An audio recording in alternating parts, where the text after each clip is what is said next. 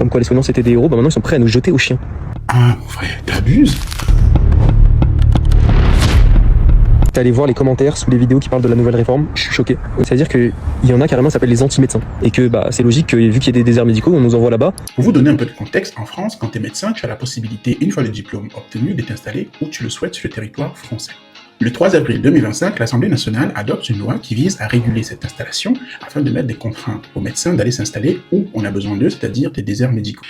Et à ces médecins, du coup, suite à l'adoption de cette loi, qui donne des arguments. Par contre, ces arguments sont tellement éclatés au sol, désolé de le dire comme ça, que même à la petite cuillère, j'arrive pas à les ramasser.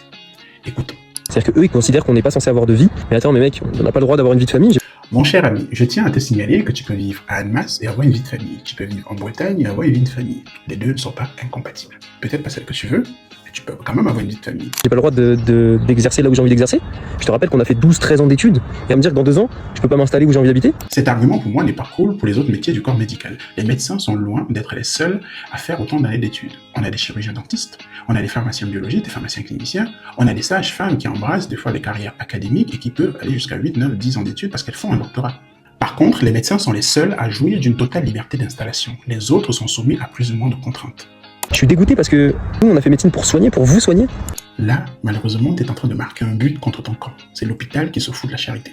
Si tu fais médecine par altruisme, comme tu sembles le dire, et que tu veux nous soigner, alors tu serais plus utile dans des déserts médicaux.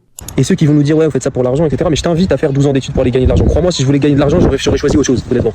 Désolé, mais on ne va absolument pas s'apitoyer sur ton sort. T'es médecin, t'es quand même un privilégié de la société. Pour information, le parcours éducatif d'un étudiant est en grande majorité financé, mais énormément par l'État, c'est-à-dire le contribuable français. Ce n'est pas avec 600 € de frais d'inscription que tu peux faire ces études de médecine.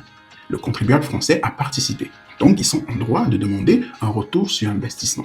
Je ne suis absolument pas en train de dire qu'il ne faut pas qu'ils défendent les intérêts. Loin de là, ils font ce qu'ils veulent. Par contre, des arguments de grâce, qui sont un tout petit peu solides quand même. Et les politiques qui nous disent que ouais, si on s'attaque à ce privilège des médecins, on s'expose au risque de les voir partir. Ah, moi je trouve cet argument génial.